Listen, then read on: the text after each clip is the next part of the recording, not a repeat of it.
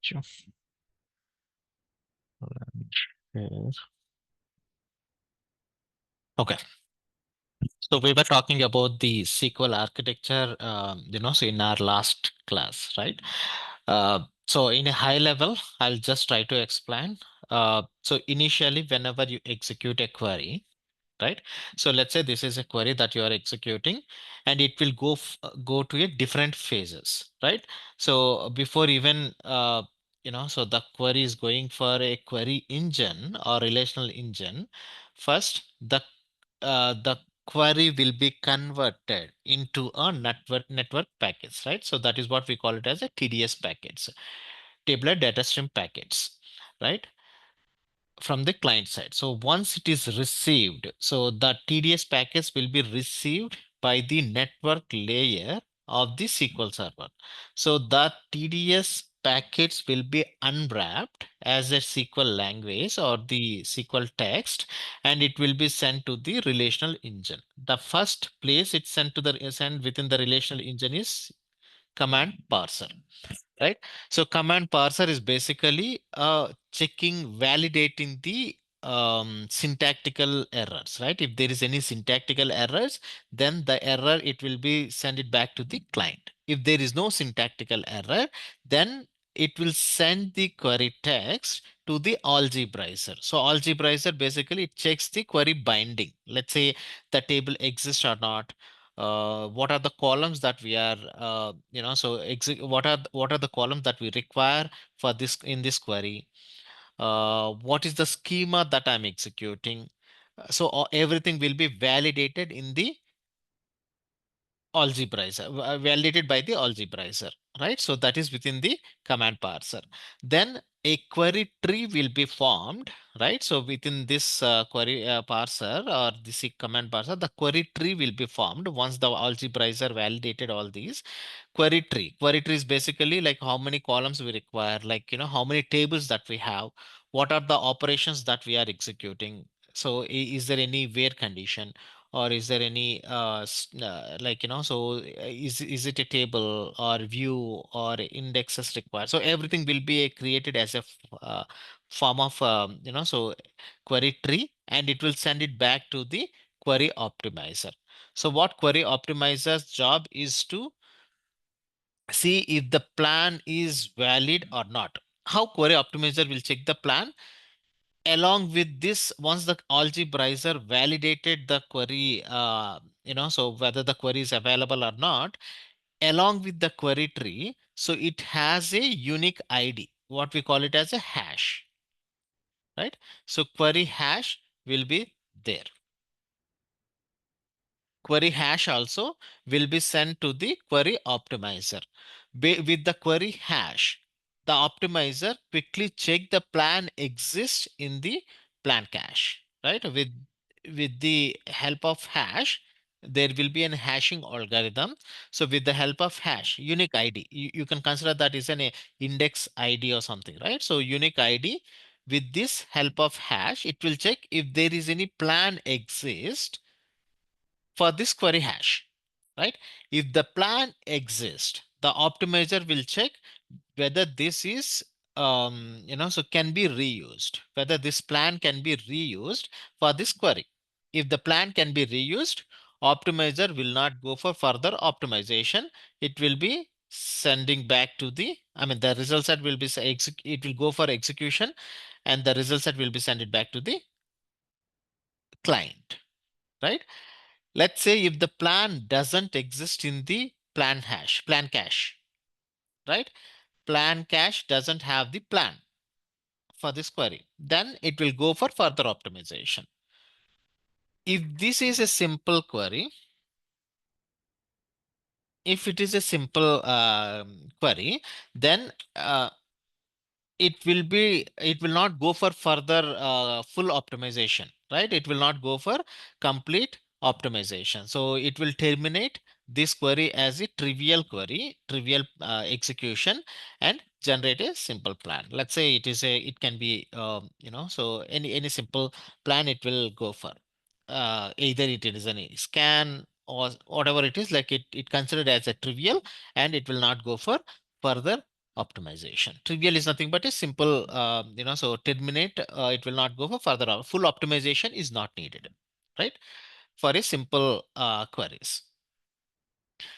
So if it is a complex query, let's say it needs some amount of, so it requires to use an index, or it needs a views, stored procedure, multi-statement, whatever it is, like, if the query is complex, then the query will go for further optimization, right?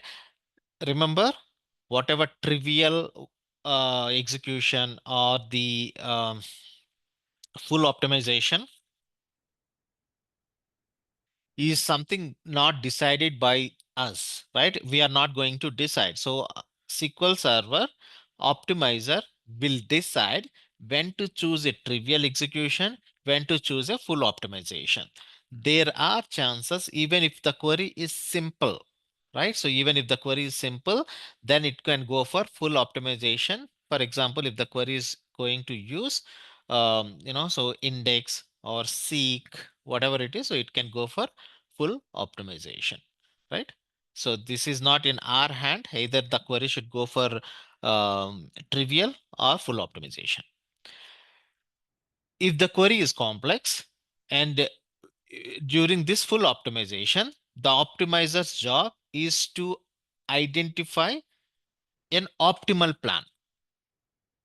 Remember, this is not the best plan. I'm not talking a word called best. The reason, suppose if optimizer is keep searching for the best plan, it will be kind of infinite loop until it get the best plan, right?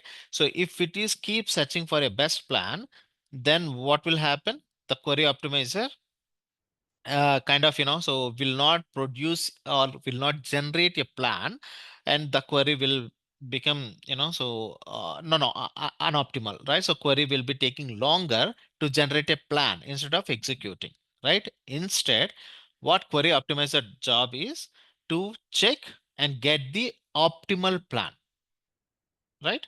So optimal plan for your execution. To get the optimal plan, query optimizer perform n number of steps internally, n number of searches, right? X number of searches internally. Oh, mention that. Yeah. So X number of searches internally, checking there are many permutation and combination, right? Let's say this query is better. This query will be optimal with this plan. If not, then it will go for further optimization. Then it will go for further search. So likewise, it will check until there is some iterations, it will be generating, it will be providing a better plan based on the search, right? It will not keep searching for the good plan, but it will be doing hundreds of permutation combination internally and generate an optimal plan at this point, right? So that is how like optimizer works. So in this searches, it will be performed in multiple phases, right? Optimizer generates a plan in multiple, optimizer perform multiple phase kind of searches, phases, phase 0, phase 1, phase 2, right? Multiple phases it follow to generate an optimal plan. In phase 1, it checks if it is a simple query and trivial execution, the query will be the optimization will be terminated and generates a plan and go for execution. So in phase 1, the query optimizer checks if the statistics are available, if whatever statistics available, whatever joins that I'm using for this query, whatever indexes I'm using for this query, and optimizer can utilize the indexes. So all these things optimizer will be validated. In next phase, along with these two, so along with the phase 1, next phase will be kind of, so it will validate if there is any parallelism that that the query is required to use, right? A parallelism the query is required to use. If there are any indexed views that I have, or if there is any views that I have to use, right? So all these will be validated and generate a plan accordingly, the optimizer. right? Once the plan is generated, optimizer job is to place the plan in the plan cache. And each plan, since how we have a query hash for each query, each plan also will have plan hash, right? So plan hash, these two will be kind of, map together to identify and faster search, right? So I have a query hash, I have a plan hash for this query, so that so the link will be established between these two to identify or for a faster search, right? If I have a query hash, it would be easy for to get the plan hash faster. But because one query can have one or multiple plans, right? So, but whatever the recent or latest one, it will be used, right? So optimizer job is to place the plan in the plan cache. Once the plan is generated, the plan will go for execution. Query executor will start executing, right? So the query executor requires some data, right? This query I need require, like, say around 100 rows, right? Or around thousands of rows. If that is required, then where the data is stored, data will be stored in the storage engine, right? The storage engine, like a query executor, connects to the storage engine and gets the data. 1 second.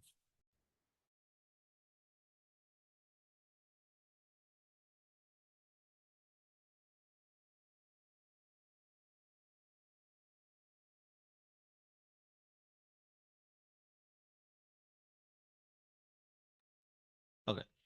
So storage engine connect, executor send a request to the storage engine to get the result set.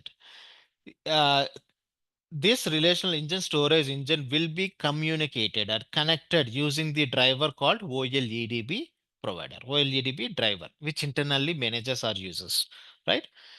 Then the request will be sent to the storage engine. In the storage engine, access method. So access method is an area which it takes the request and it has the logic to send the request to different components, right? So send the request to different components. So once the access method is received the request, then it will send a request to the buffer manager. So buffer manager responsibility is to check if the whatever data that we have, right? Whatever data we require is available in the memory or not, right? Is available in the memory or not. So what is the memory area that we store the pages is the data cache, right? So buffer manager is check whether whatever data that I requested is available in the memory or not, data cache or not. If the pages are not available, again, like you understood, right? Like whatever rows that we have, everything will be fit into a pages 8 KB page that I talked yesterday. So that 8 KB page will be a minimal smallest unit of operation in SQL Server, right? So the page will be stored in the data cache. Whatever operation that you perform in SQL Server, first it will be make sure that available in the memory, then only any operation that we perform will be happen, right? So then buffer manager check if the page is available in the memory. If the page is available, then it will be processed with the execution. If the page is not available, then request buffer manager send a request to the data file. I mean, send a request to the data file to get the page, right? Buffer manager get the page from the data file, right? In the disk, connect to the storage and get the page from the storage and place the page into the memory data cache, right? So buffer manager, it gets the page, it connects to the data file and gets the page, and the page will be stored in the memory first. Once the page is stored, then the whatever data that we require, let's say 100 rows or 1000 rows, whatever it is, it will be pulled by the buffer manager and send it back to the access method, and access method connects to the executor and send the result set back to the executor. So executor send the result set to SQL network layer, network interface layer. In this network interface layer, whatever result set that I have, it will be wrapped into multiple network packets and send it back to the query, send it back to the user, right? This is how a simple select query works, right? This is what we yesterday talked. I'll just clear. And we will talk about the update query. So only simple difference with the select and update, because until this space, whatever we are doing here, everything is same. Even for update query or even for insert or delete, whatever that you perform, it will be same, right? So for update, we have, or any DML operation that it matters, right? We have something called two main components for I'll just add it here. For update, we have two main components was log manager, log manager, right? These two we require, and we will talk about these two. What are those and how that works, right? This is select, this is what update is, right? If you notice, whatever that we have here, right? Until this is same, right? Until this is same, right? We don't have anything different to get this, right? I have not added the so data file here, but the process is same, right? Whatever we see, data file and buffer manager connects to the data file and get the page and all is same. Now, so what is this? What are the addition that we have? Let's say you are updating a query. So you have an update query, update, so you can consider the table. So we are updating set name equal to ABC, where ID equal to 100. For example, let's say simple update query, right? So I'm updating a table where I'm setting a name where the ID equal to 100. Now what will happen? Okay, so what happens until this point, right? So query optimizer generates a plan, access method gets the information like what needs to be done, right? Access method now is requested that I need to update some amount of data. I need to update some pages. Then access method send a request to the buffer manager to make sure that the page is available. Buffer manager checks the page is available in the data cache, right? So the same thing. At the same time, so access method will send a request to the transaction manager, right? At the same time, the request will be sent to the transaction manager. So transaction manager, what transaction manager does, it does two things. One is in the transaction, within the transaction manager, we will have two components. One is log manager, log manager. Okay. Uh, it okay. So one step back, it even send a request to the buffer manager. First, it will send a request to the transaction manager, right? Once it is received a response from the transaction manager, then the request will be sent it back to the buffer manager, right? So in the transaction manager, what it does, so you have something called first one is lock manager, right? Whatever operation that we perform, it has to be locked, right? So either it can be an exclusive lock, it can be shared lock, whatever it is. Lock manager responsibility is to make sure no other transaction modifying the data, right? No other transactions are modifying the data. So lock manager responsibility is to acquire a lock, acquire a lock on the object or the row, whatever that we perform, it will make sure that it acquire a lock on the so object that we are executing, or the row log, whatever it is. So it will be acquiring a log. Now, log manager, what will do? So there is a log operation. What is that? There is a update, is a DML operation. Okay. So there is an update DML operation.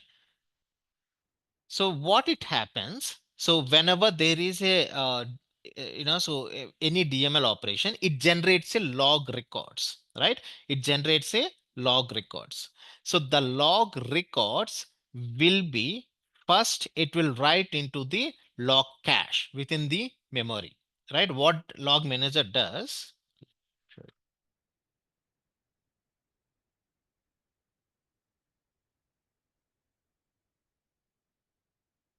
right? Log manager. Log manager is simple. So it acquire a log whenever there is a any DML operation. Make sure that other transaction would not be uh, accessing or so modifying the data, right? So that is the log manager.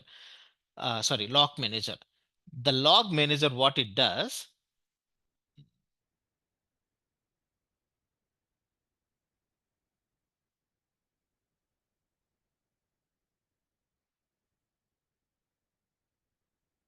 Hmm. So this is actually so within the memory, whatever that log manager is, right? So whatever operation that we perform, let's say this is an update query. So this update query is executing, and it acquire a log, required log, and it is performing some modification. So during the modification, it can generate some log records, right? So this log manager is make sure the data is written first to the log cache. And from this log cache, this is again sorry, within the memory. So from this log cache, it will be make sure that it is written to the transactional log file, right?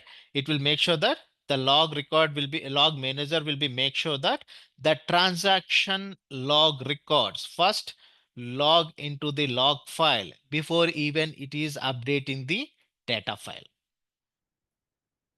Data file or data cache, whatever. So what does it mean?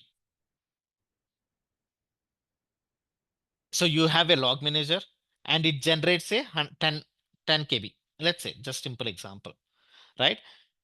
So 10 KB data. So every time, so log file where it is stored, it will be in the disk, right? It can be iDrive, for example, right? So log file is in the iDrive. What happens every time the log manager is accessing the storage or whatever, every operation, if it is accessing the disk, is an expensive. I told you yesterday, right? So accessing disk store data, I mean, disk every time is an expensive, right? So that is the reason even SQL Server, while select query, first it will be checking if the page is available in the memory. The same thing for applies for log file also. Log manager responsibility to see, I mean, if we can not see, like log manager responsibility first is to flush, or first is to write the log records into the log cache, right? So log cache within the memory, 64 KB of size, let's say log cache size, right? So if it is 64 KB of size, log cache, then once it is reached, or whenever the 64 KB is full, it will be flushed to the log file, right? Until and unless this 64 KB is reached, it will not be accessed the storage. So that we are reducing accessing the IO operation, right? In what scenarios the logs will be flushed? First scenario I told here, this is your first case, right? So 64 KB of log cache within the memory. Second thing, first 64 KB log buffer is full, right? Second thing, one, if the transaction is committed, if you have any questions, stop and ask me. Don't wait until I finish. But yeah, if you have any questions, ask me. If the transaction is committed, okay, let's say I have a transaction which is committed. This is not a huge transaction. Whatever transaction that I have committed, then immediately, even if the log cache is not full, right? So let's say log cache size is around, let's say 10 KB, example. But the transaction is committed, right? If the transaction is committed, immediately the cache will be flushed from the log cache. The logs will be flushed from the log cache to the log file, right? So log file. Remember, whatever we have in the log file is durable, right? If you remember that acid properties, atomicity, consistency, isolation, and durability, the last um, last property in the acid is durability.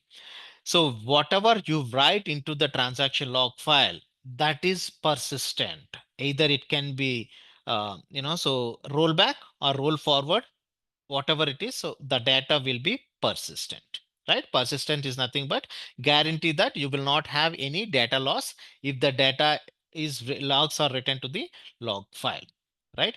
So that is what we call it as write ahead logging, right? You must have heard write ahead logging. So write ahead logging behavior is writing the transaction log information first into the transaction log file before even writing or updating the data pages, right? So that is the reason log manager responsibility is to write the log records into the transaction log file first before even updating the data pages, right? So that is the reason I mentioned once it is written to the transaction log file or data cache is written to the transaction log file, the information will be sent it back to the access method, and access method will be checking whether the page is available. I mean, access method will send a request to the buffer manager. Buffer manager will check whether the page is available in the data cache so that I can update the page. If not, it will send a request to the um, data file and get the page and place the page into the memory and update the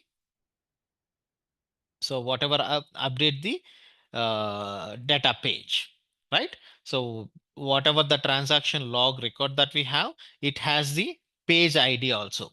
Again, going back to the log file architecture, I'm not going into that, but it has the page ID and we'll get the page and it will update the page, right? So this is how the update or any DML operation works, right? So understand, write ahead logging is basically writing into the transaction log file. The reason I'm telling, so this is kind of interview question as well. What is write ahead logging? And so what does it mean by write ahead logging?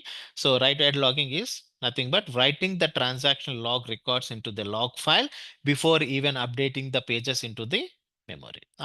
Before updating the information, I mean data into the page, right? So that is what write ahead logging and the DML operation. Now, one thing to note here I told, right? So log cache that we have. So there is a thread, there is a worker. I mean, worker as in like you can consider that log writer, right? So there is a worker or thread called log writer. Responsibility is to write log records from log records to the log cache, right? So log records. So the worker will be writing the log records from log cache to the log file also. But why I'm telling? So let's say there is a transaction commit. Small transaction, very small transaction. Those are committing within a fraction of seconds, right? This is not a huge transaction, a small transaction. As soon as the row is updated, it is committing. Row is updated, it is committing. The behavior I told, as soon as the transaction is committed, it will be accessing the I drive or disk and updating the log file. Or as soon as the 64 KB log buffer is full, it will be flushing the pages to the, flushing the log records to the log file. These two scenarios that it will access the I drive or this disk I mentioned for your just simple, for the sake of simplicity. So this transaction, as soon as it is committed, let's say it is a small transactions, right? The intention we are writing into the log cache is to reduce the IO operation, right? Reduce the IO, input output operation. What if it is a small transaction? Every 2 KB of data, the transaction is committing, right? It is not waiting for 64 KB. Every 2 KB, the transaction is committing. Every 2 KB or 1 KB, the transaction is small transaction. Every time it is committing. Then it is very frequent, it is accessing the disk, right? It is accessing the disk. In that case, you will, the transaction will be, you will notice write log waits, right? Excessive or high number of write log waits. If it is a small transaction, every time the disk is, every time its disk is accessed, then you will see write log waits. This is also one to be considered, right? Why we have to have a write log. So we will talk about during the wait types, but here for you to understand where we can connect, where we are connecting the things, right? Here, write log, whenever there is a log file, log records are flushing into the disk. This is kind of bad, but how to eliminate and all that also depends on the transaction. Why we are committing a small transaction? Can it be so in a batch file or kind of thing that we will have to inform developer or application team to rewrite, right? One thing, one feature introduced in SQL Server 2014 called delayed durability. Okay, so what is this delayed durability does, right? As you have this in the, as you see this name is durability is nothing but persist writing into the log file and persist into the log file without any data loss. Delayed durability, this is what it is. It is delaying writing into the transaction log file. So what does it mean? Even if it is a small transaction, even the transactions are keep committing, the logs will not be written to the log file until and unless the log buffer is full, right? Until and unless the log buffer is full, the logs will not be written to the transaction log file, right? So this is the feature. It will reduce the write log and reduce the IO operation. But what is the drawback or major drawback that I would say by enabling this? Let's say there is a transaction committed, hundreds of transactions committed within small transactions which are committed. Committed transaction, if the transactions are committed, make sure that those should be persistent. Persistent is nothing but should be, should not be, what would say, should be, make sure that it is, we don't have a data loss, right? Persistent is nothing but we will not have a data loss. It is intact, like, so it will be available. That is what it is, durability or persistent. What if the committed transactions are not written to the disk? It will be in the log cache until it is reached 64 KB. What if my SQL service is crashed? SQL server is crashed. What if SQL service is restarted for whatever reason, right? Whatever reason, I flushed out the entire log cache, right? So DBCC free system cache. If you execute DBCC free system cache, we will talk about this during memory. Let's say I executed this. So it will remove the entire cache from the memory. Whatever we have, everything will be removed from the cache. So if that is the case, whatever committed data that we had, so those are all gone. So that is the reason this feature is was introduced, but in my opinion, it is not good practice to enable because that can leads to further data loss. Whatever the committed transaction data loss that is possible, the data loss in your SQL Server, right? So this is what we have. So any questions in this?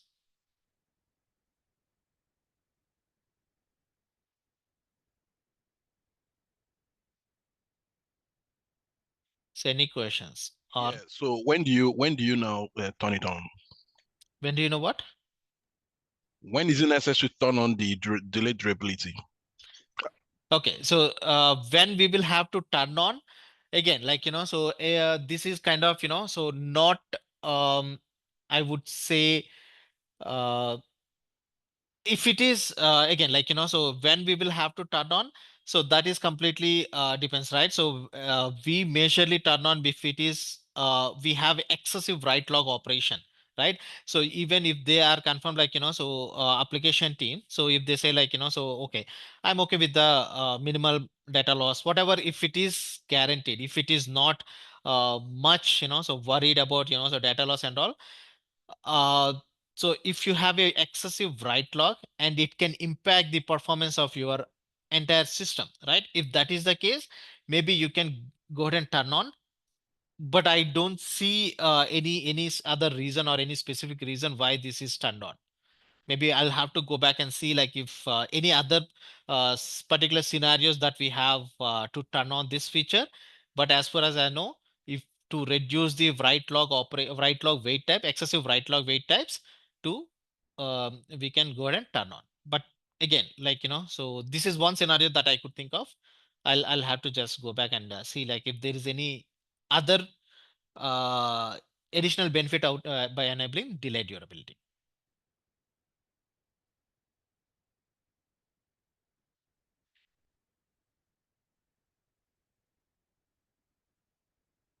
Any other questions?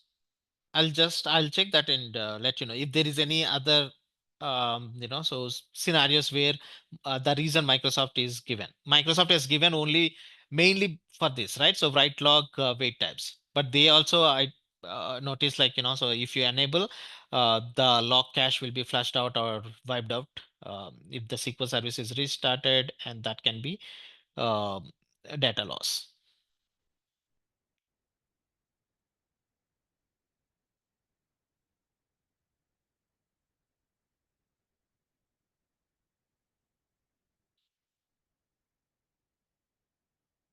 Any questions?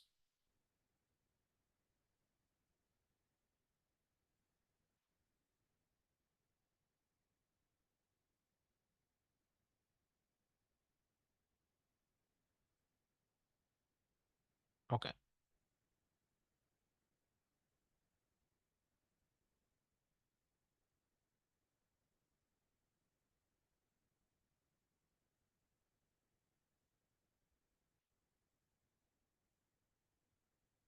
Okay. Fine. Right? You are with me, right? Like the delayed durability is there are main two things. If they are agreed, they can enable. One is if they are okay for a minimal data loss because they notice that so the system is completely kind of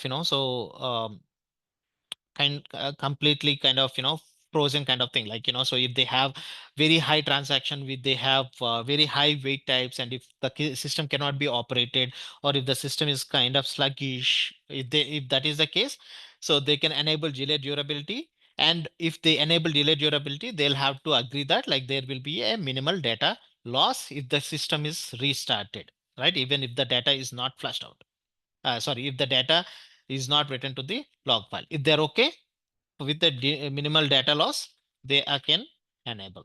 So if they notice some very high wait types, write log, right? Because of write log wait type, the complete system is kind of, sluggish, then they can enable delayed durability, right? I'll just clear. Now we have um now we have uh, whatever data that we have, right? So now we have data in the data cache, pages in the data cache. So we all know, and we were talking, log manager responsibility is to make sure that data is written to the transaction log file to make sure that data is permanent or data is durable. When we write the data cache, the pages in the data cache to the data file or disk, right? So there is a, so disk that we have, right? So data file or data file, primary, second, whatever it is. So data file that we have. So when we write into the data file, there is an operation called checkpoint. Okay. So there is an operation called checkpoint. It makes sure that writing into the data file. Can one of you maybe, so can tell me like what is checkpoint and what is your understanding on checkpoint?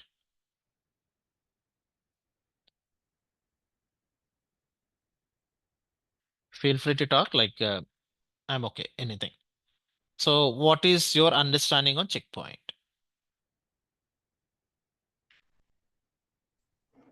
Uh, yeah, the checkpoint, it is a process of writing the changes from buffer to buffer cache to the uh, uh, MDF file, your data file. Okay, so come again, repeat again. Process of hardening the data from buffer cache to MDF file in a regular intervals. Okay, what do you mean by hardening data from buffer pool? What does it mean in a Buffer, simple or words? Hmm. making it a permanent, it's saving the data permanently to MDF file. Okay, but how? Okay, fine, like saving or whatever data into the MDF file. Uh, any other points? Like basically, does it stores DDML operations to the memory? Sorry, Uh, what is that? it stores the DDML, DDLR. I mean DML. DML operations to the memory, I guess. Okay. Then before it send it to the data file, like Mm-hmm. like Oh, you're telling that checkpoint will be writing a DML operation into the uh, memory memory. before it send it to data file. Okay. Okay. It will be easy for faster recovery something. Okay. Okay. Fine. Uh, Yeah. Anyone else? Santosh was telling that flushing records into disk every 1 minute. Okay. Records. Okay. Fine. Anyone else?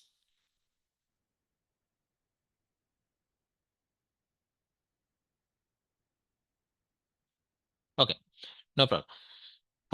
Yeah, so whatever you said, partially correct. So I wouldn't say that it is wrong or I wouldn't say that it is right, but partially correct. But what exactly checkpoint does is flushing pages, right? Again, like I told initially, right? So we operate in not in terms of rows or not in terms of number of records or something, in terms of pages in SQL Server, right? Whatever this space is, a 8 KB page is the minimal storage unit that we operate or SQL Server operate. Flushes pages, it does two things. First, flushes pages from memory, that is your data cache, to data file, right?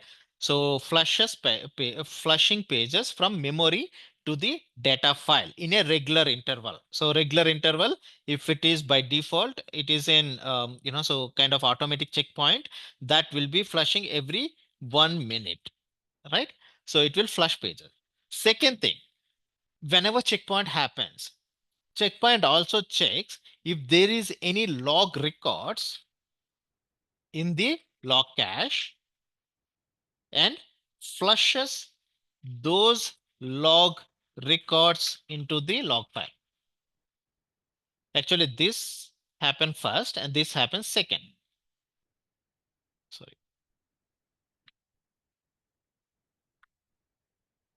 Okay, because the log records is always write ahead logging. The log records is always flush into the log file first, even before writing into the data file, and then flush it to the memory, flush it to the data file. So these two things checkpoint does, right? One is log records into the dat log file. Second one is flushing pages from memory. What does it mean by flushing? So what does it mean by flushing? Is you can say copy the pages and paste into the data file. The reason I mentioned copy, right?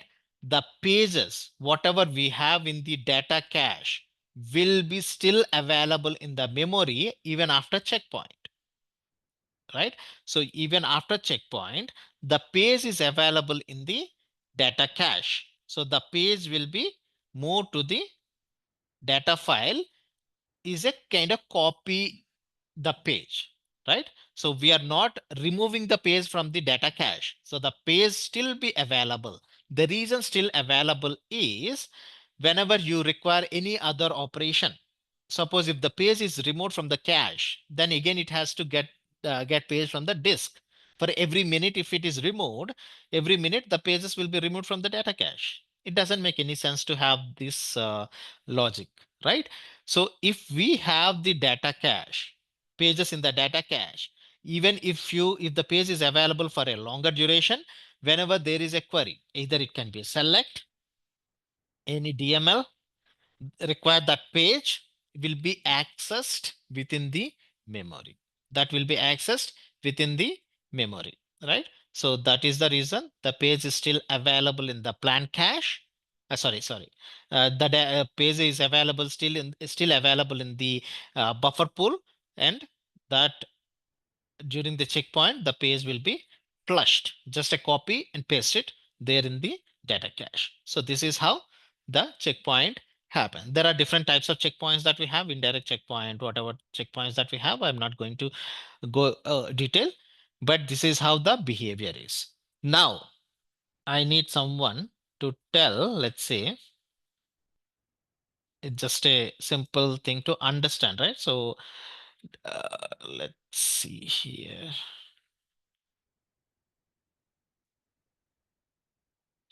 Um, just take a scenario, right? So there is a transaction T1, transaction T2, right? There are two transactions. Let's say this is your um, whatever that time series you can consider. 10 a.m. transaction 1 started, right? 10 a.m. transaction 1 is started, and this is what it is running, executing, executing.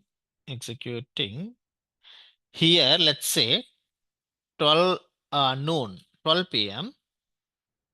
T2 started, right? T2 started. There are two transactions.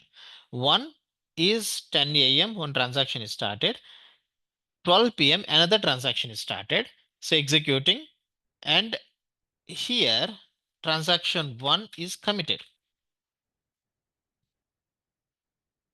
Let's say this is at around 2 p.m.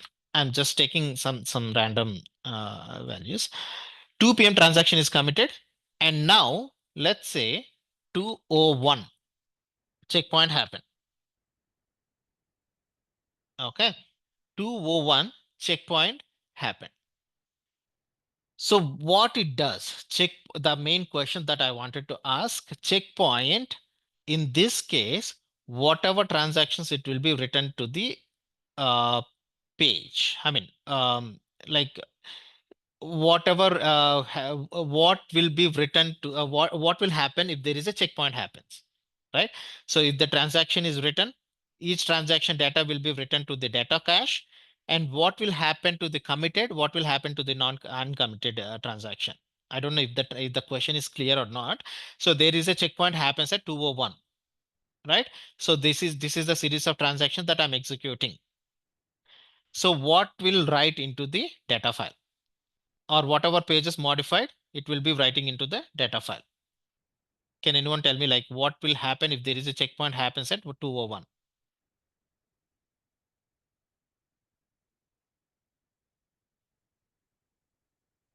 First thing, can someone tell me whatever data file that I have, sorry, data cache that I have in the memory, right? So that data cache, pages in the data cache would be writing committed or uncommitted data, right? Whatever pages that I have in the memory will be writing committed or uncommitted and or uncommitted data, right? Can one of you tell me whatever data written to the data cache or memory will be only for committed or even uncommitted data also? Log file will have both committed and uncommitted, Hmm. but the data file will have only committed transaction. Data, okay, data cache, I'm talking. Yeah, data file also the same behavior, but data cache within the memory. Once checkpoint occurs, Let's say committed and checkpoint is not occurred. Let's just take that. So that checkpoint is not occurred. Before that, whatever we are writing into the data cache is only committed data or even uncommitted data I will write.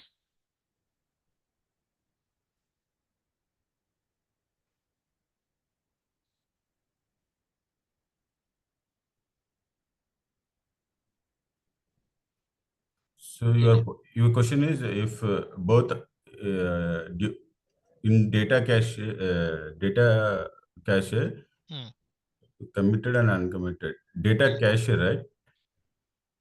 Data cache for now, but the same thing happens to the data file also.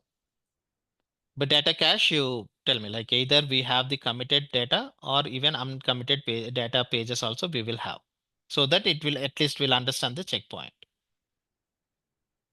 Let's say this is your data cache.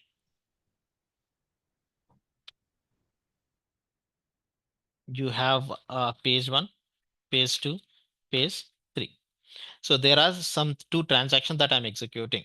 So these transactions modifying some data, right? So modifying some data. So if it is modifying, it generates a log records and it is written to the transaction log file that we understood. It is a write ahead logging. Whatever we update these pages, right? So it will be updating the pages also because the pages should be updated. Then these pages are only committed data will be updated, even uncommitted data also will be updated here. Only committed. Okay, so what will happen to the uncommitted one? Uncommitted are still in the it's in the log cache Mhm. or log file. Log file itself, it once after checkpoint execution, Mhm. till the point uncommitted data will be in the log file. Mhm. It waits for the successive transactions to check whether this data has been committed or not. Mhm. Unless until the data is committed in the further transactions, it will keep the data as uncommitted in the log file. Once it is done, then it will move. It will make changes in the data cache also. No, No, if that is the case, it is kind of, delay even writing into the data cache. So if you understand, if you know that recovery phases, right? Undo, redo. So this is what it is, right? So what it does actually, so whatever data, whatever modification that we do, right? So whatever modification that we perform. So every time, so frequently or asynchronously, I would say it will update to the data pages in the memory. So with respect to whether the transaction is committed or uncommitted, so this doesn't have a logic that, I'll have to halt whatever uncommitted transaction, I'll have to proceed only with the committed and all. That is kind of circle that we are, it is not going into. What it does, simple thing, whatever modification that it does here in SQL Server, it will be writing into the log file first, then the modification will be written to the data file then, right? So instead of waiting for commit and doing the process, it will just follow this way, right? It will write in the log cache, immediately it will write into the data cache asynchronously. Maybe log file it will first write, and asynchronously the data cache will be updated the modification. So what does it checkpoint does with respect to the transaction is committed or uncommitted, checkpoint will flush the pages or will move the copy the pages from data cache to the data file. With respect to the transaction, either it is committed or uncommitted, doesn't matter. The checkpoint's responsibility is, okay, I have checkpoint responsibility is it identifies this is a dirty. When we call it as a dirty, so the after checkpoint, if there are any modifications on the page, this is called dirty page, right? So dirty page, when we call it as a dirty page, if the page is available in the memory, and after checkpoint, every checkpoint, the page will be moved to the data file, right?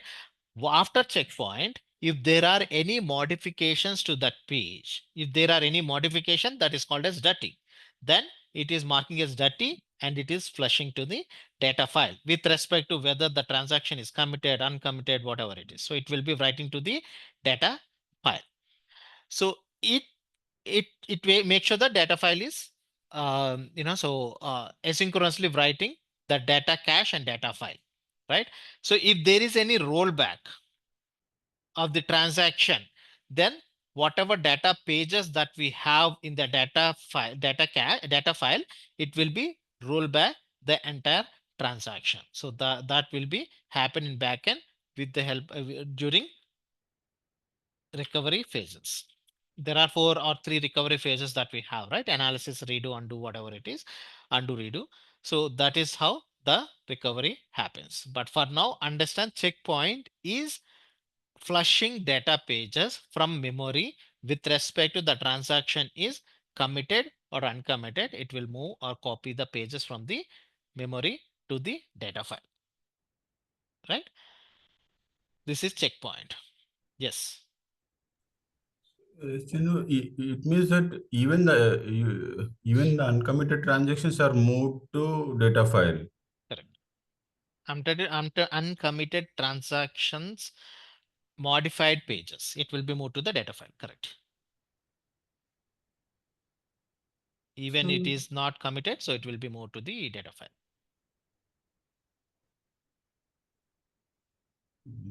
Okay, maybe actually I missed some part. I will go through these recordings later. In any doubts, I will Yeah, raise you a can ask me, query. like it is just simple, right? So you maybe MSDN or somewhere like you just go through the checkpoint so that you will at least understand, right? So Okay, checkpoint, how that thank works, you. it would be helpful. Okay, so any other questions or doubts in this?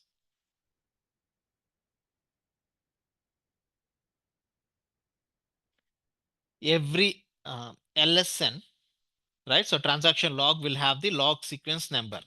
It has the page ID, right? Just to give a high level, it has the page ID so that it will understand which page is modified for this transaction, right? So which page is modified, right? Every page will have the page ID, and the transaction LSN also each transaction log sequence number will have the page ID, so that it will understand, okay, with this transaction modification, this page is updated. So if there is any rollback or if there is any transaction needs to be rolled back, the log records will be rolled back and whatever modified pages will be rolled back to its previous state, right? So that is how the recovery phases works in backend. Okay. Now I mentioned checkpoint is copy and paste. Excuse me. Yes, sir. Is there any way you can speed up a rollback Is during there any way you can speed up the like when rollback? you kill when you I have a blocking understand. section and you kill, with status only or whatever, then it's rolling back. Is there any way? Is there anything that can happen? Because I've been in several situations where there were rollbacks and it's taken a long time. They were asking if there's any solution to that. No, I would slightly say because rollback is a single threaded operation. So in one single thread, it will process for whatever transaction that you perform. Let's say you perform any DML operation with max degree of parallelism or with 8 threads, right? It is generating a huge amount of data. And if you roll back the single thread and it will go for rollback and it can kind of, so taking X amount of time, it can be more than how much time your operation perform. It can take longer. So there is no way that we can speed up the process of rollback. But you can validate, you can check whether actually rollback is stuck or rollback is processing. For example, there are some operation, right? You cancel the backup. You cancel some third-party backup or you cancel the SQL backup or something. That is kind of backup IO it is happening. So in that case, you will see that killed or rollback state, right? So even if you see that killed or rollback, that is not processing. It is kind of stuck.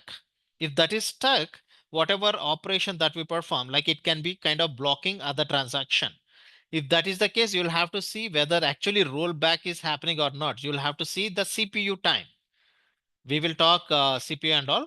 You'll have to CPU is changing or not. So if that is the case, okay, rollback is moving. If not, then rollback is stuck. You may have to restart the SQL instance if it is stuck. But if it is actually rollback is currently running and the CPU time is changing and IO everything is changing, then you will have to wait for rollback to be completed. So there is no way we can speed up the process. For this reason, we have something called, starting from 2017, we have something called ADR. That makes sense. 2019, not 17. 2019, sorry, yeah. Yeah. 2019, we So have that ADR. was my next question, because this ADR, right? If you put it on, if you turn it on, it's good. It helps the rollback, right? Recovery, correct. So now below 2019, which is 2017, right? So we don't have any feature like this ADR. Correct. Okay. We don't. Oh. We don't. Even I don't know, like Microsoft also didn't give anything, or it didn't. Microsoft also didn't enforce a parallel rollback kind of thing. So it is kind of serial rollback, and we don't have any feature so before 2019. We'll talk like one of our session, maybe you might be going through. That is the reason you understood what is ADR, but most of us, like, so don't know what is ADR. We will talk. ADR is basically accelerated database recovery. The recovery will be faster when it comes to when there is any I mean, when there is any SQL restart or anything, the recovery would be much more faster and it will be recovered the database faster, right? Thanks for asking this. Yeah, good question. So any other questions here? Okay, I was talking this one, right?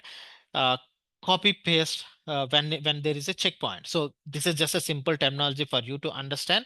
Don't use this copy paste terminology when you are giving interviews and all. So this is copy paste. The reason I mentioned, the page will be available in the memory itself. Now, there is another process called lazy writer.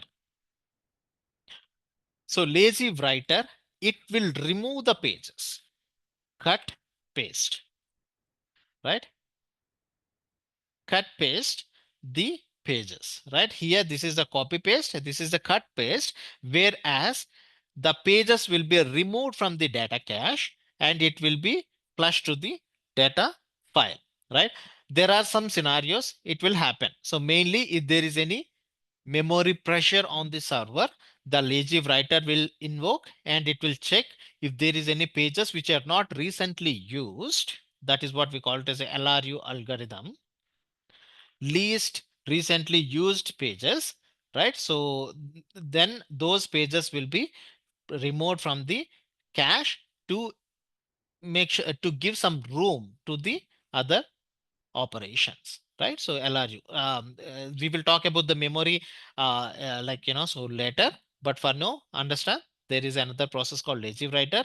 It will remove the pages. There is a difference between checkpoint and lazy writer. Checkpoint, it will be not removing the pages. Checkpoint, we can have we have a control, right? For example, um,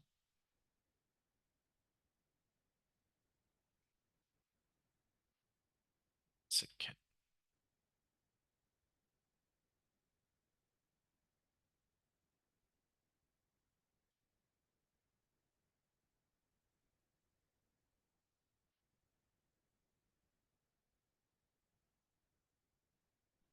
Okay, so let's say for example, checkpoint, I can, I have a control, right? So checkpoint, let's say for example, I wanted to execute checkpoint, right?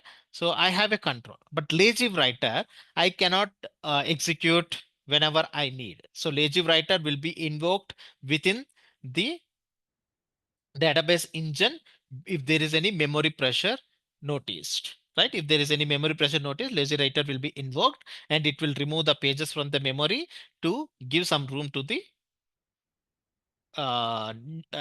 new pages or whatever the log cache and all, right? This is how that works. Mm, Hello. Hello. yes, Sorry, data file holds committed transactions, uncommitted transactions. Once checkpoint occurs, correct.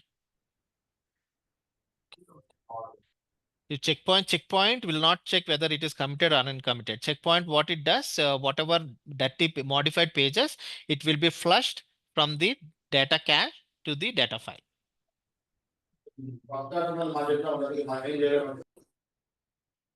okay. Once rollback occurs, remove the pages from the data file also.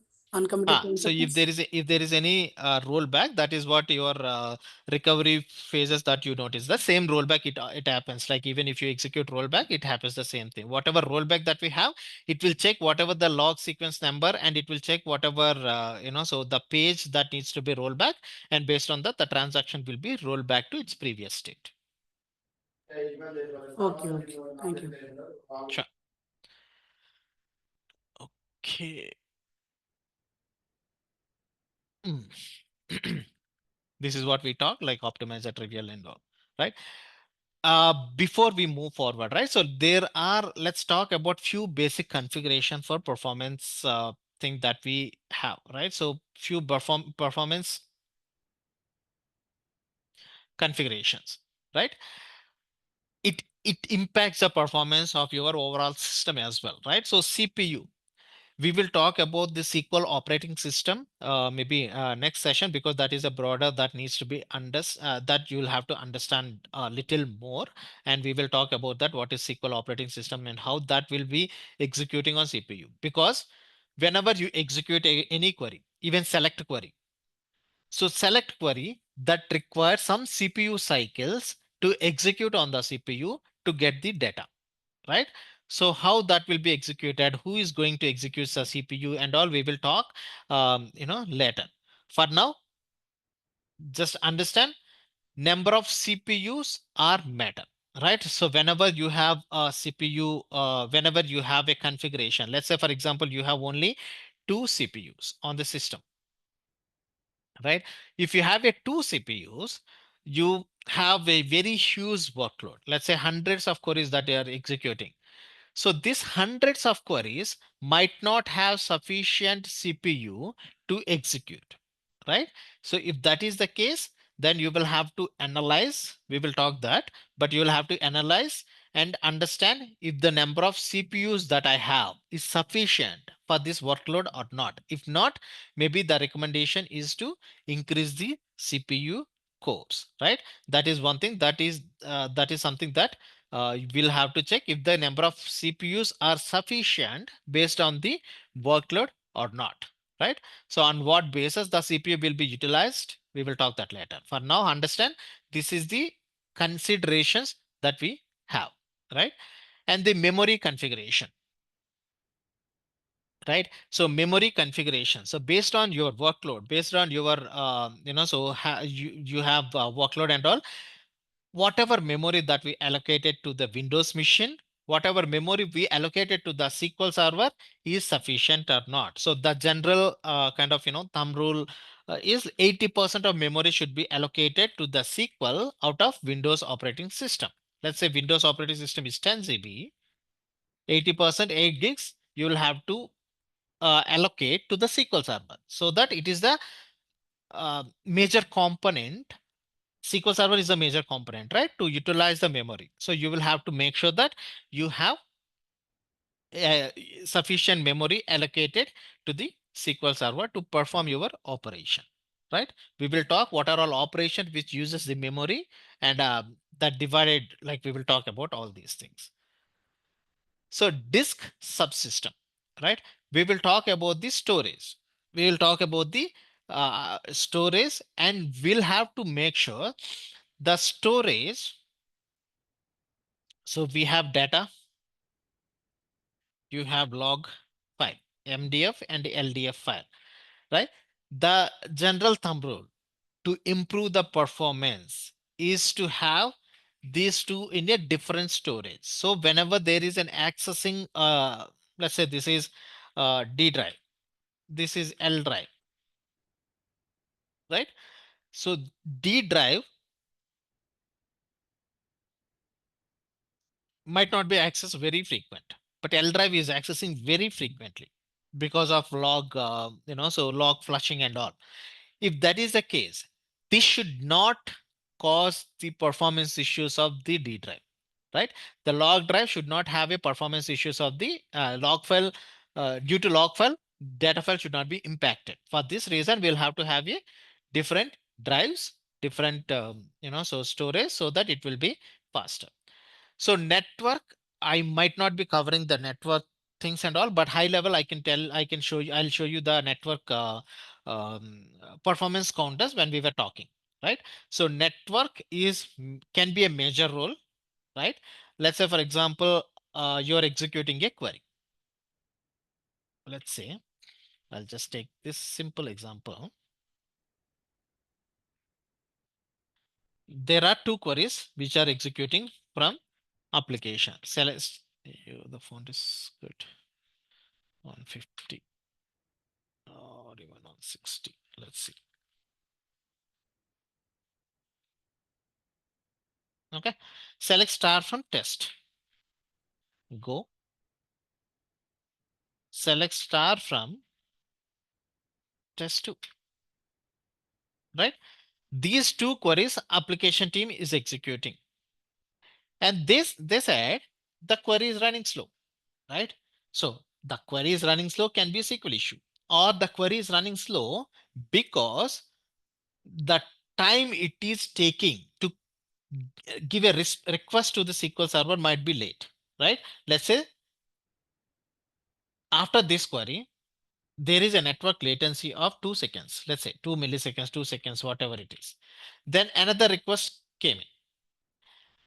So then what is the overall duration?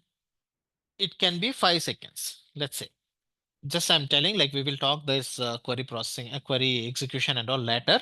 But for now, understand that there can be a network latency due to that SQL itself is taking time to get the response from the application. Or there is a network latency, the SQL server immediately sending a response, but application team might be taking time. Application might be taking time to receive the request, receive the data set or result set, right? It can be anyway, like a SQL might be taking time, or SQL is delayed to get the response from the application, or application might be delayed to get the response from SQL, right? There can be a network glitch or network latency, right? That also needs a very important, so that everything will be faster. That is the reason.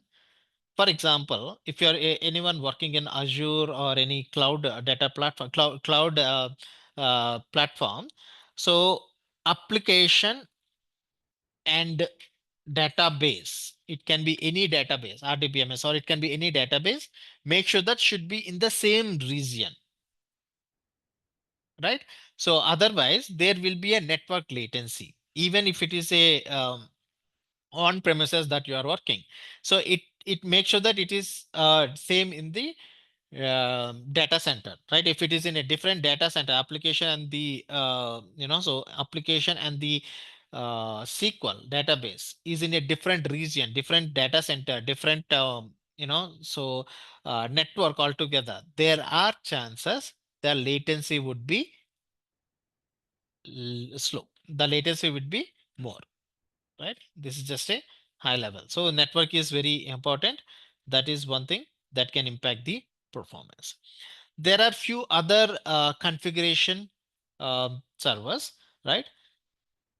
Uh, this is majorly like, we all should follow, because SQL Server should be on the latest version, right? Starting from 2017, we don't have a service pack kind of thing. So we'll have to have a cumulative update, whatever the security patches, GDR, right? So everything should be applied. Make sure that it is a latest version to go with, right? There are chances that there can be some bugs, right? There can be some known issues that should be avoided. Query optimizer fixes, right? There can be any issues that can impact the performance of your queries, that you'll have to make sure that you are on latest version of SQL Server. So instant file initialization, right? So the term itself is telling that, I mean, not term, like whatever I added here, performance volume maintenance tasks in your local security policies and the rigs. Can anyone tell me what is this feature does? So we mostly post installation, we might have already working on installation configuration and all, right? As far as I know, post installation, this is mandate to enable. Otherwise, you will notice some performance issues. So can anyone tell me what is this instant file initialization?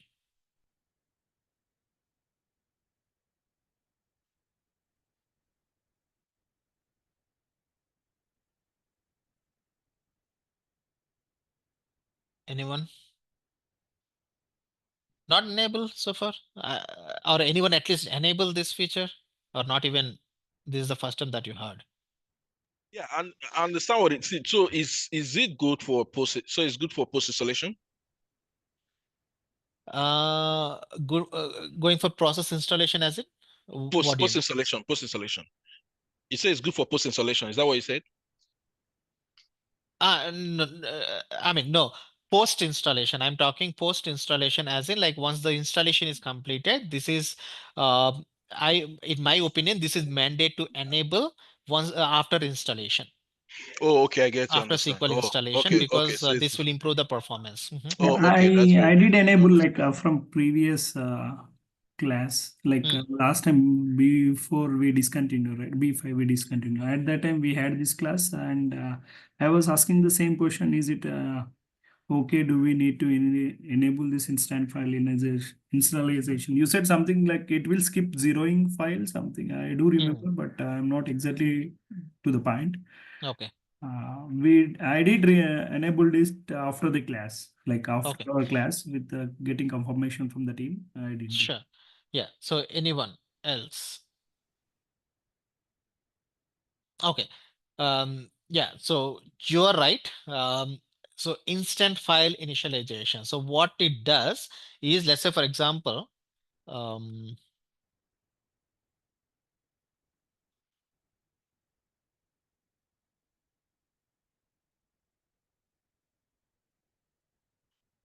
this is your data file, let's say. So this is your data file. And initially I'm creating a database, right? So initially I'm creating a database of 10 GB of database, right?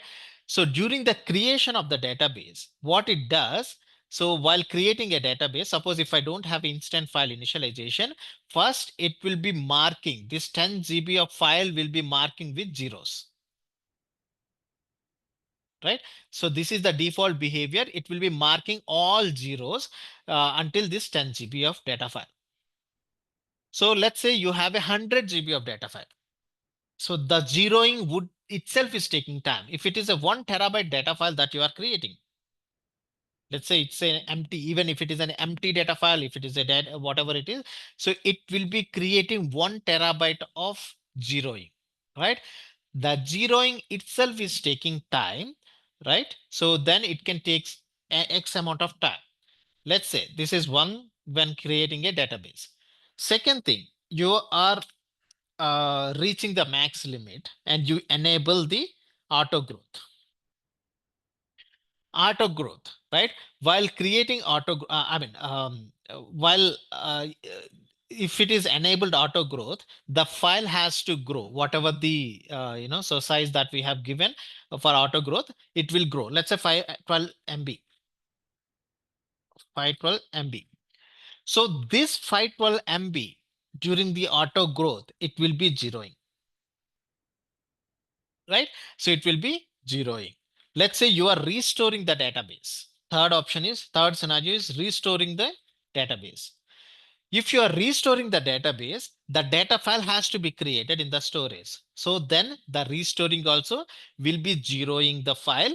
And once the file is zero, once the zeroing is completed, then it will start writing the data into the restored data file, right? The zeroing itself is causing the performance impact. If you notice any of the database is taking longer to restore or longer while auto growth enabled, or longer if the database creation is taking time, this is one-stop solution that you will have to enable instant file initialization. So instant file initialization. So what it does, it is skipping the zeroing. It will skip the zeroing of your data file, right? The reason I mentioned data file, log file is still going for zeroing until 20 SQL 2022. So we have a feature in SQL 2022. It will be skipping zeroing the log file also, right? Starting from 2022, we are skipping zeroing of the log file also. But until 2022, it works for data file, right? So instant file initialization, if you notice any of these scenarios, majorly these scenarios, right? When the data file grows, data file is created. So these scenarios, the zeroing will be skipped if you enable instant file initialization. How you will enable instant file initialization is what it here, like local security policies that you will have to go local security policy. The shortcut is secpol.msc, secpol.msc that you can see here, right? And the local policies, user rights policy here, performance, volume, maintenance, task, perform, volume, maintenance, task. So here you will have to enable the SQL services and restart the SQL service, right? Here you'll have to enable the SQL service account, right? Whatever SQL is currently running on, and you'll have to restart the SQL service, right? Um, you can identify the SQL service account using the tsql sys.dm server services, right? So you can notice here,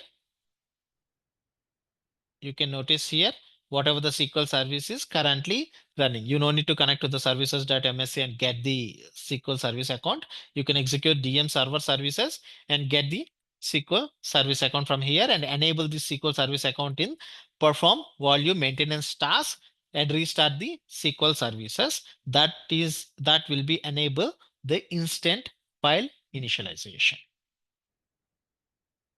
right? And lock pages in memory. Can one of you tell me what is this? I mean, this is the reason I'm asking, right? So these must be definitely heard at least, right? Even if you're not enabled or working, must be heard, I feel like. But yeah, it depends, like whatever the different organization. But if you already heard, let me know. Otherwise, no problem.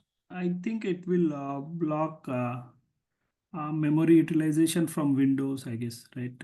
Whenever Mm-hmm. the Windows, whenever that memory pressure is high, Mm, like from SQL end or something, if it is from other end, the Windows might, I mean, it will cut down, mm, right? To in mm, order to cut down the pressure on the memory. So mm, in such cases, in order to avoid that, whenever the SQL is taking the memory, I think if we enable this LPM, it will block cutting down the memory from the Windows end, I believe. mm, Maybe. mm. Correct. That is what it is, right? So anyone want to add anything, or anyone could recollect what it is? Okay, I'll just give you a high level, but we will talk about we will talk lock page memory when we were talking about the memory, right? So I'll give you a high level. What is this is?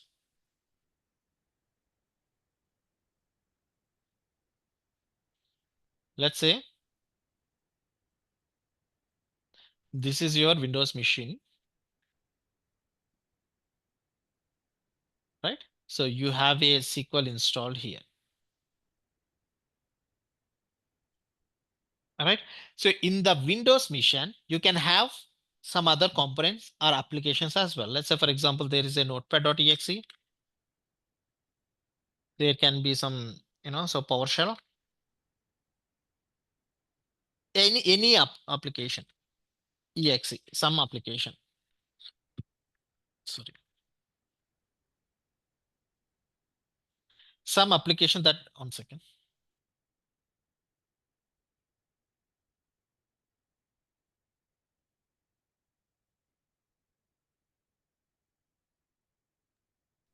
Okay. So any application that we are executing.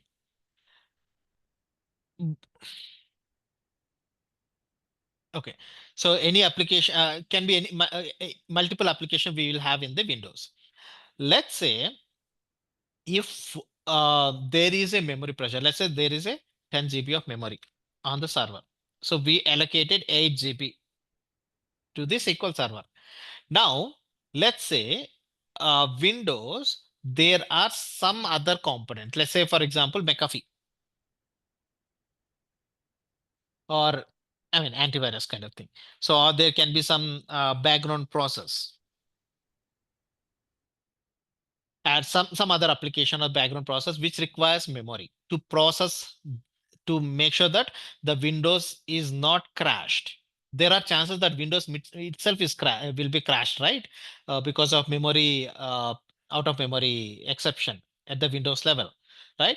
So if any of these process or any of the background process which requires more memory, the Windows responsibility is to check which process is consuming most of the memory, right? Which process consumes most of the memory. Then Windows notice, okay, this process, that is SQL Server, is taking most of the memory. Then I want SQL memory to be cut down, right? Currently 8 GB memory, cut down to 2 GB, cut down by 2 GB. So now 6 GB will be cut down by 2 GB, then the SQL will be 6 GB. What will happen if the memory is cut down? Whatever data pages that we have in the memory will be flushed out. Whatever plans we have in the memory will be flushed out. So that can impact the performance of your SQL server. That can impact the performance of the SQL server. So when should we release the memory should be decided by the SQL Server, not the Windows. So Windows, if there are any other components causing this issue, that should not be decided what SQL Server should do, right? For that reason, we have something called lock pages in memory. What it does, so if you enable this feature, the Windows cannot see the memory that we allocated to the SQL Server. Right, whatever memory that we allocated, 8 GB of memory allocated, that 8 GB of memory cannot, Windows cannot see that memory. Right, so that I will talk how and why, how that will not be visible and why. For now, understand lock pages in memory. If you enable, Windows cannot see the memory which is allocated to SQL Server. So it will not be able to trim any of the SQL memory, right? It will not be able to trim any of the SQL memory. It can alarm, like saying that there is a memory pressure. Then further, no, further action would be increase the memory or see whatever other components taking up the most of the memory and restart the particular service, right? That may be another action, but if you enable this feature, Windows cannot see the memory that we allocated to the SQL and it cannot go for memory trim. So again, how that will be enabled? From the local security policies, we have something called lock pages in memory. Right, so lock pages in memory, you will have to enable the service account and see restart the SQL services, so that will affect the changes. That is lock pages in memory.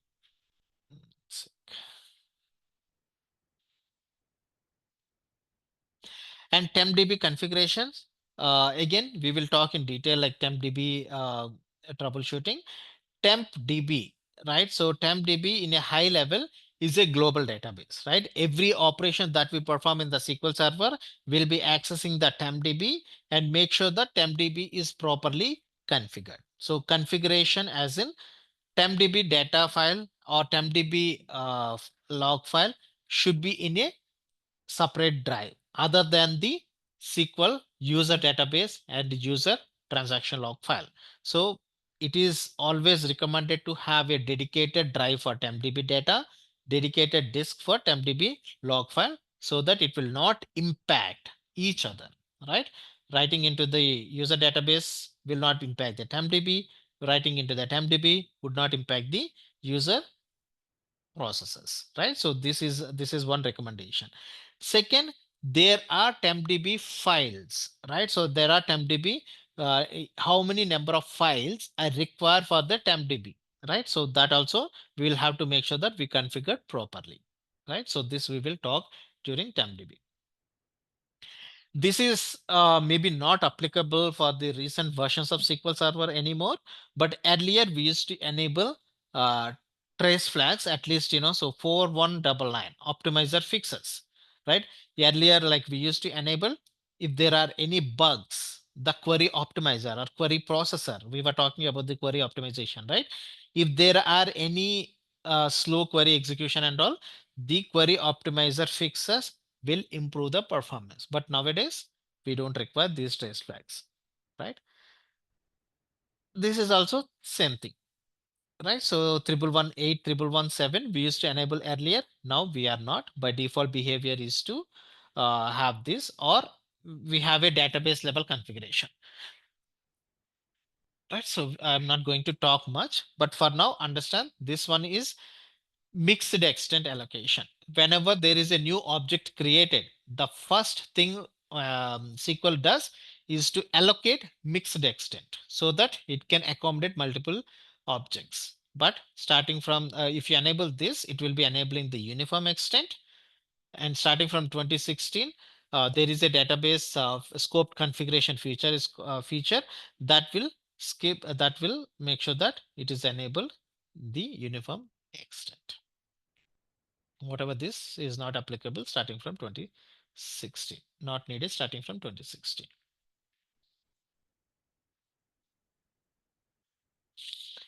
There are few other, so server-wide configuration, right? So server-wide configuration, one is optimizer for ad hoc workload, right? During the query processing, we will talk. So, but what is this optimizer for ad hoc workload? I will tell you a high level.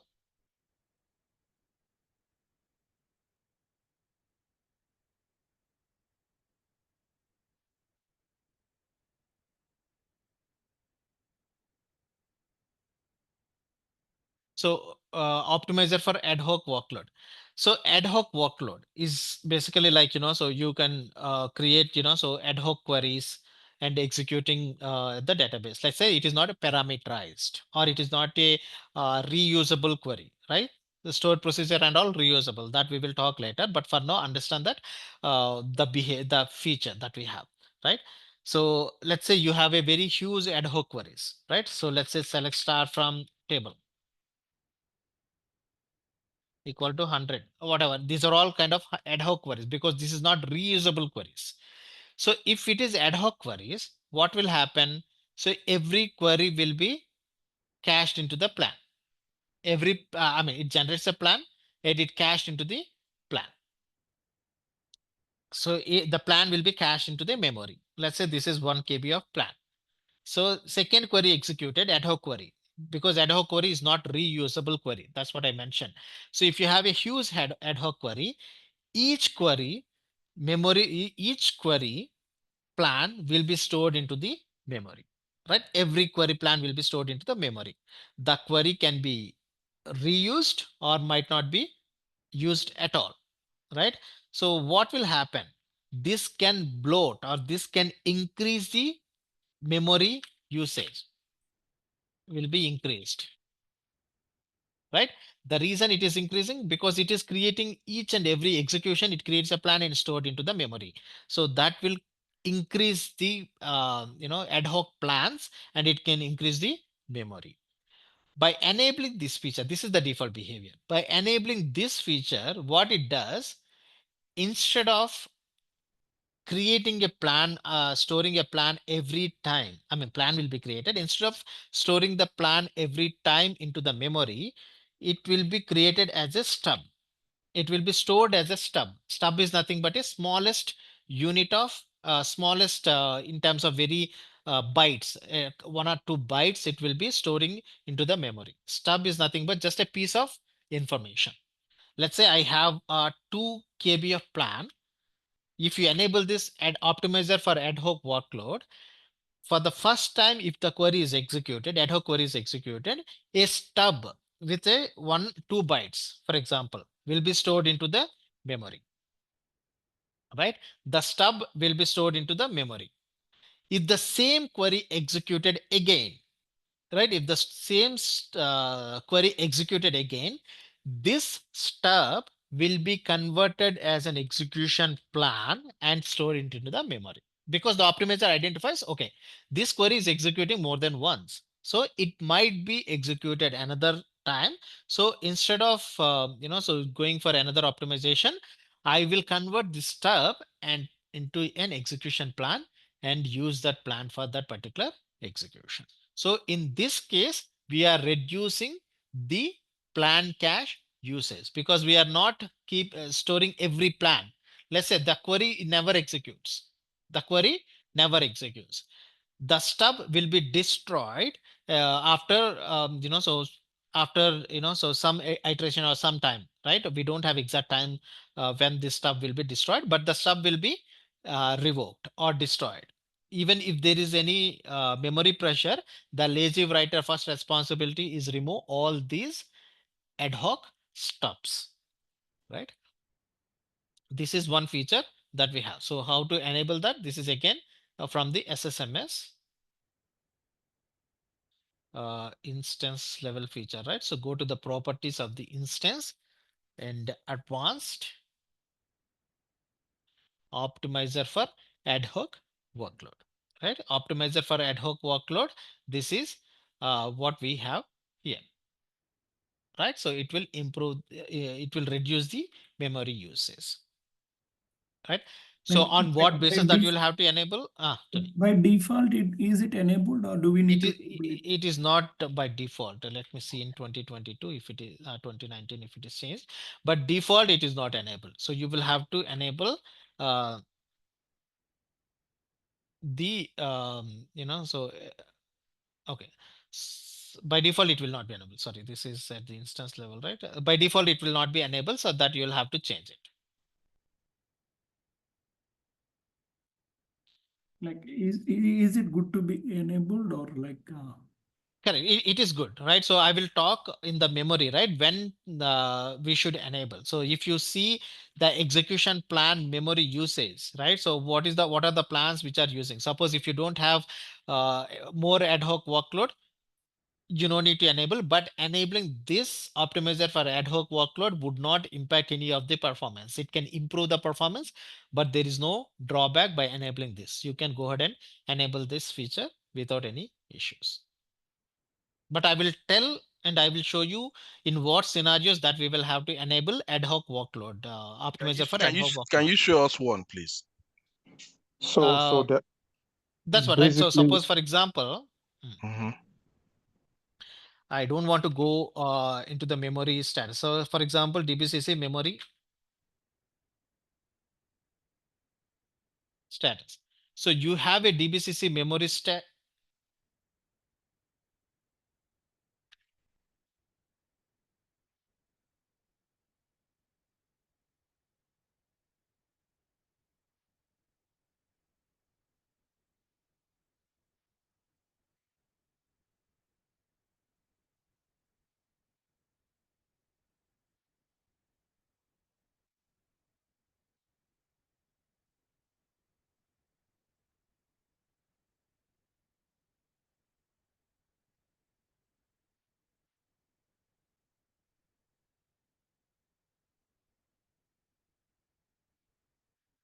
I'll show you that user store. Otherwise, I'll just go with this.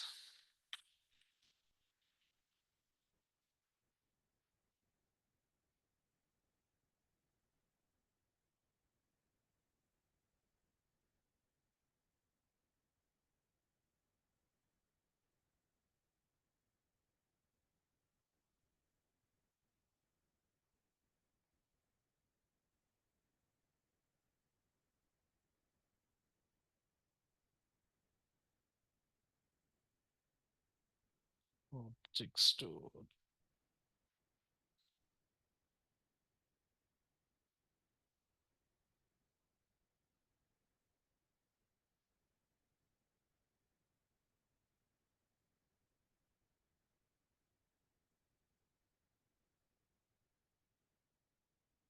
Hmm.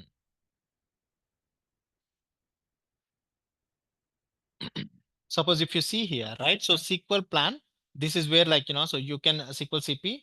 So this is where you can see that if there is any, so SQL plan, ad hoc plan that we have, right? So if you see that, or if you notice that the memory usage, right? So virtual memory, whatever the KB memory usage is high, that is where we notice that, okay, this is an ad hoc plan that I'll have to reduce the usage of the ad hoc query.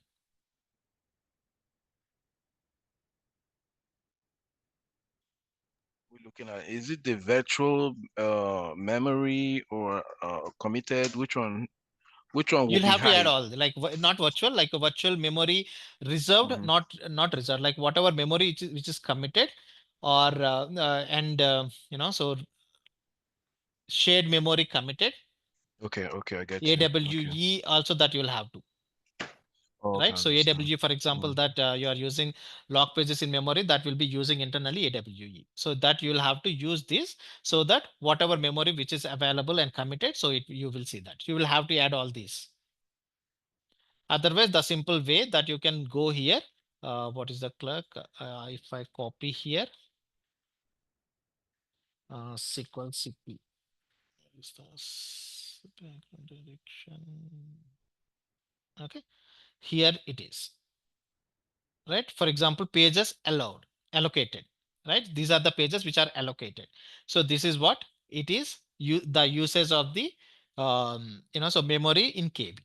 Right. So based on this, you'll understand, okay, this is what the SQL CP that is used.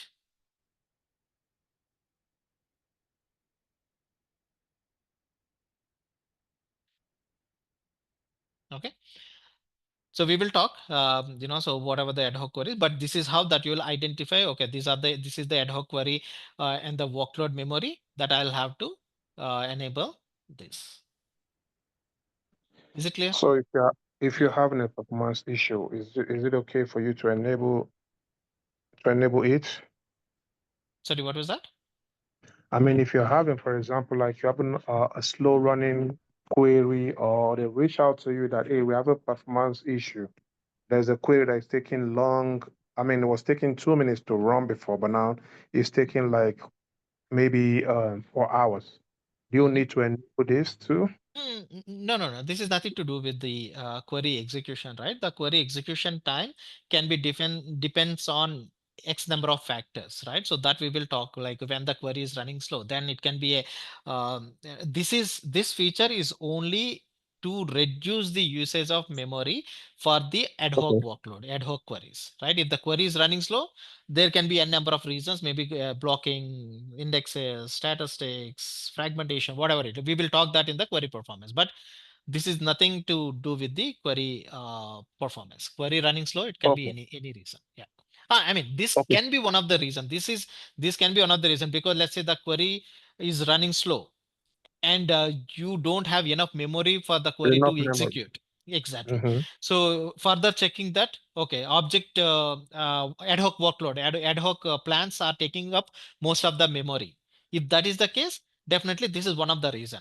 But query performance, this is not only the reason for query performance, but you'll have Okay. to analyze Okay. the query first. And if you notice the query performance because of the memory, and further checking that memory usage, and if you notice that ad hoc workload is high memory usage, then this is one of the reason that you can flush out the ad hoc memory and remove enable that thing that works. Enable Okay. this Okay. optimizer for, yeah. Okay. So you were saying that it's advisable to sorry, to enable the memory in every of the servers, it's advisable. It is advisable. So Okay. again, like as I mentioned, this is no harm by enabling this. This is Okay. advisable. Okay. Mm, Okay. Thank you. sure. Right. And this is to this we know, like max server memory and min server memory. Just I need you to tell me, let's say, for example, I have a max memory configured, because these are all basic that I'm asking. Never mind. 10 GB of memory that I have max. Min is, let's say, for example, 2 gigs of memory that I allocated to SQL Server, right? So this is your SQL memory usage, memory allocation, right? So this is your min memory, 2 GB. Sorry. This is your max memory is 10 GB, right? What does it mean, right? What does it mean by 10 GB of max memory? What does it mean by 2 GB of memory? I'll just put in simple way. I restarted the SQL service. So what is the memory that it uses? It should go for 2 GB, it should go for 10 GB, like how the memory use, like what does it mean by min memory? What does it mean by max memory? Can anyone? Because we all know, like we go ahead and configure that max server memory and min server memory in SQL Server, right? If I go here, right click, go to the properties, memory, and I enable, right? Min server memory, whatever max server memory that I have enabled, right? What does it mean actually?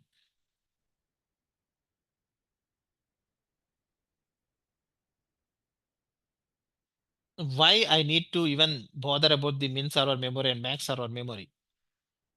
Or is it worth enabling max server memory? I mean, configuring max server memory and min server memory. Okay. Yeah, I think you're basically asking SQL Server to use minimum memory. I mean, when you portion out the memory, you are asking SQL Server not to use over that memory which you have apportioned. Okay. So you mean like if SQL Server should not use memory anything more than 10 GB, that is max server memory. Exactly. Once you specify the memory, SQL Server will not be able to use over that memory. Okay. What about this min memory? That should be a reserved memory, and is like a memory in reserve, so nothing's going to happen to it. Okay. So what about this? Whenever you restart the SQL service, how much memory it will be taking? Like, is it reserved memory that you're telling 2 GB, or is it low, less, more? Well, what I know is when you restart memory, it will flush the cache, and I think it should still be the same. I don't know. Same as in? Huh? No, I lost you. So same as in, like, how much memory it can use? Yes. How much? How much? Yeah, it should be the same. It should be the minimum that you already specified. It won't When go over it. okay. Yeah, I think you just that as an upper, I think the limit. Hmm. Okay. That means SQL Server will not use more than the setting allowed Hmm. regarding the workload. Hmm. Correct. So what about the restart? I restart SQL service, and how much memory that will use? Is it the min memory? I don't know. So are Okay. you saying once you restart the SQL Server, once you start SQL Server, Hmm. it will take from the minimum memory or the maximum memory? No. So I'm not talking about which one it will take in between. So I'm asking, if you restart the SQL service, what do you think the memory SQL will be utilized? It can be less, or it can be more, or it can be minimum memory what we allocated, or it can be more than that. What exactly? That is my question. I think Okay, it will be less. It should be the less. it should be the less. Yes. Okay. It should be less Yeah, than what? because I don't know. I Like don't have it the should be less the than business. minimum. Like It should just whenever be the I SQL think the restarts. minimum memory required to initialize which I, I don't know how to put it, but I think I remember just the minimum memory required to initialize Hmm. the very small I'm No, trying to I'm put not my thoughts asking exact together. values and all, but yeah. So whatever you guys uh, explain, that is It's correct. gonna use the 2 GB. That is what it's gonna use. It's gonna use the 2 GB. No. So When you I mean, it can use, but I'll tell you, right? So whenever SQL is restarted, it is nothing to do with. So okay, let's say this is so I mentioned that 2 GB, right? Now you're telling that it might use. Let's say min server memory I'm enabling 10 GB, and max server memory also I am configured with 10 GB. Mhm. Think of it, right? So I'm configured min memory as 10 GB, and max memory is 10 GB, right? So if this is the case, whenever SQL restarted, this should use the 10 GB. That is not ideal, right? Like, so why SQL Server Mhm. will be using upfront, like, so whatever memory that we allocated at the 10 GB. So whenever you restart the SQL service, this should use the minimum memory that we allocated at the 10 GB. Right? So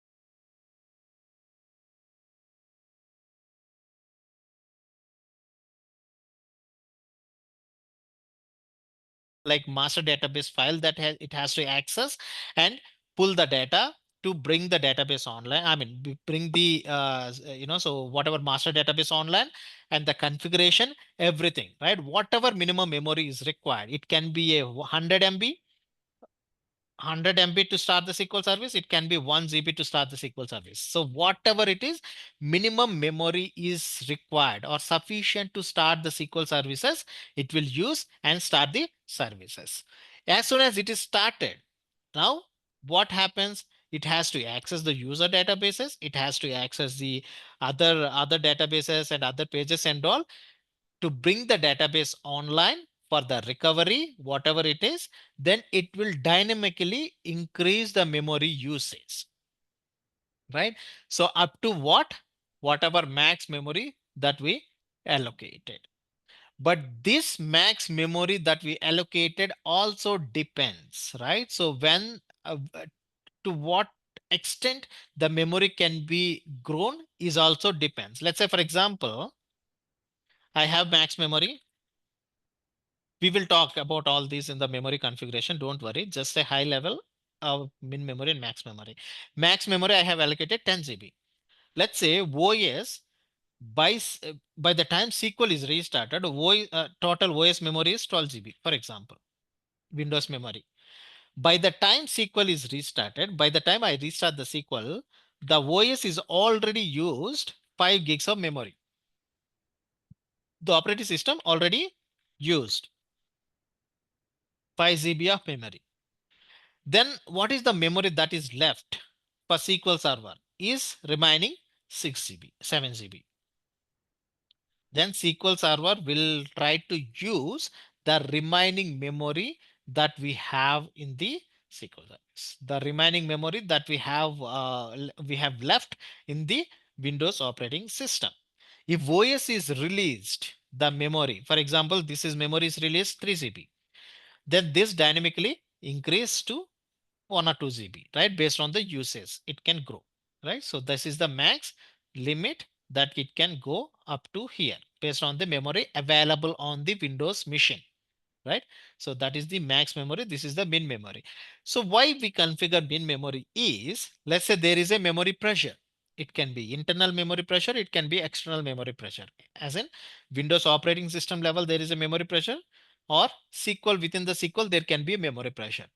If that is the case, memory has to be cut down, right? As I said, right, lazy writer can be invoked, or the plans will be flushed out, whatever it will be cut down. So till what extent it has to cut down is your min memory. So till this point will reduce or cut down the memory. Below this value, below whatever we allocated 2 GB, the memory will not be trimmed. It will leave that memory to SQL Server to sustain that SQL services, right? Whatever 2 GB min memory that we allocated, SQL Server make sure that it will not trim the memory below of this particular minimum memory that we allocated whenever there is a memory pressure, right? Hope this is clear, right? So min server memory and max server memory. But we will talk in the memory architecture once again. But here, this is high level. Okay, so parallelism and all, like I'll stop here. I know it is very late for you guys from US. I'll stop here. We will talk this in our next class, right? I would recommend try to join on time, because I see, like, so it's very late that many of us joined. So try to join so that it would be finished on time. Okay, so I'll stop recording. Hold on for a minute. So I'll stop recording.